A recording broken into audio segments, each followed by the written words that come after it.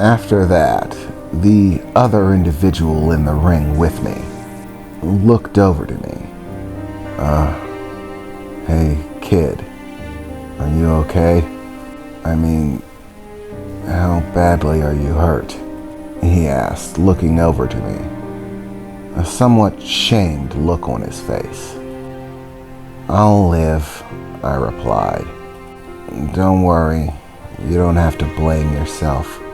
I don't. You were just doing what you had to do. You wanted to live, I said, trying to pick myself up. If it would have been me, I would have done the same thing. No one wants to die, right? Yeah, I know, he said as he got back to his feet. After that, the man set about starting to free the other people from their cages. The men who had rushed in here and killed everyone didn't bother looting or taking anything. All of the weaponry that the gang members who had been scattered about had was left where it was.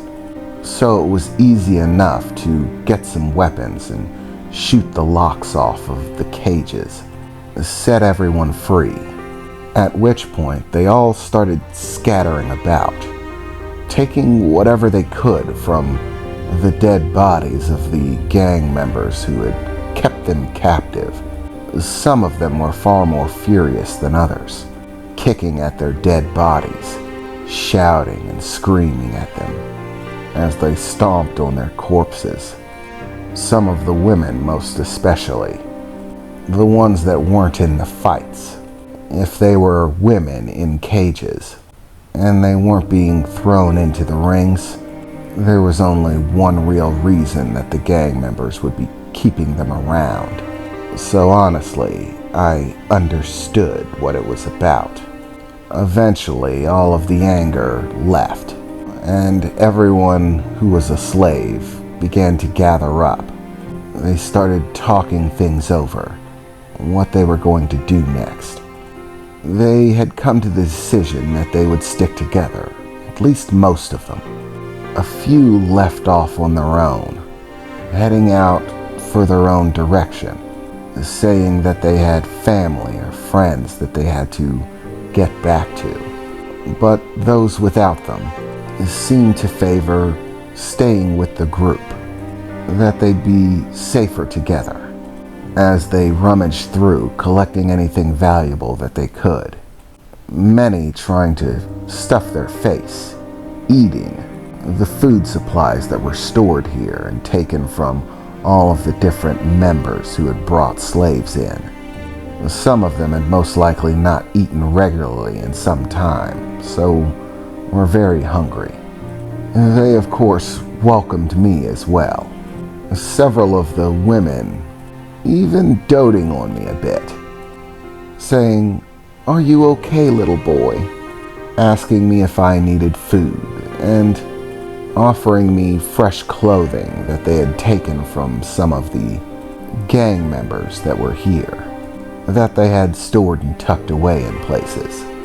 Several of them even offering to adopt me, saying that they had lost their own families, and that I could come with them if I wanted.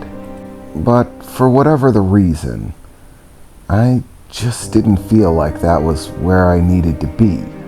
Where I was supposed to be, maybe? I don't know why, but it just felt wrong to me. I didn't really know why. But after getting free, I found myself staring out of the hole created by the vehicle driving through the wall.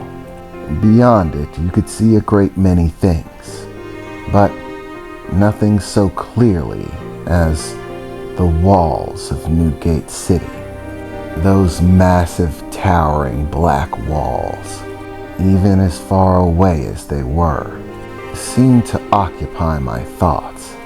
Many times during the transport between Greece's hideout and this arena, I had stared out at them. For whatever the reason, I always felt drawn, my attention pulled in that direction. What was beyond those walls? Something made me feel as if that's where I needed to be. I needed to be beyond those walls somewhere. The only question was how to get there. Hey kid, I heard a voice exclaim as I stared out of the open breach in the wall. I turned my head to once again see the man that I was in the ring with. We're packing up. We've got just about everything of value that we could from here. It won't be long until other gang members start showing up. Probably with other slaves to make bets. It's too dangerous to stick around here. If we don't leave, they'll try to recapture us. So you should probably come on. We gotta go while the getting's good, he said, holding out his hand and gesturing for me to follow. No thanks, I replied, still staring out of the hole in the wall, glaring at the walls of Newgate City. I'll be fine on my own. You can't be serious, kid. It's a dangerous world out there. You can't expect me to be fine with just leaving you all on your own. I don't really care if you're fine with it. I'm going. I have somewhere I need to be. For a moment, the man looked puzzled, unsure of what to say, of how to respond.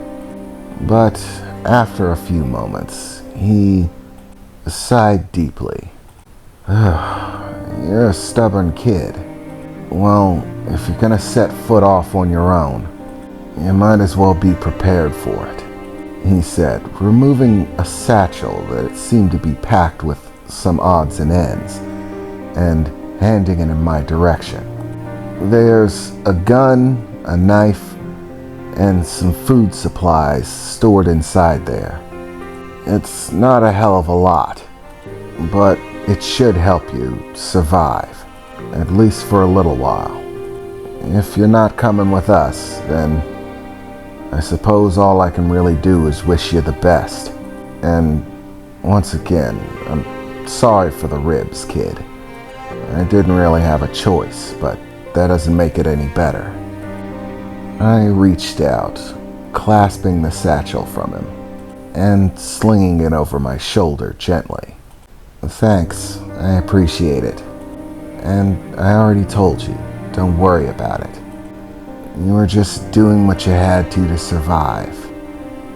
If it were me, I would have done the same thing. So, there's no reason to feel bad about any of it. Tell everyone else that I wish them the best. But I'm heading my own way, I said as I started to step out of the hole in the wall, heading in the direction of Newgate City. I had no idea what was going to be ahead of me. How dangerous would it be? Who was out there in this wide world? How many friends? How many enemies? But one thing's for certain. If I'm going to be out there on my own, I definitely need to come up with a name. I don't really remember mine, or my family, who I also regularly wondered, who were they? Where did I come from? For all I knew, they could come from beyond the walls of Newgate City themselves, but that was more or less a pipe dream. No, the chances are I was born out here in the gutter, just like everyone else. But even if I was born out here, that doesn't mean I'm gonna stay out here. If it's the last thing I do, I'm going to find out why. Why I feel like I belong beyond the gates. Who knows? I might even get lucky, I said, holding aloft the card that the soldier had played the little game with me using. Jacks, huh? Well, Sounds suitable enough. I guess I'll just go with that. Yeah. My name is Jax from now on. It sounds like it works.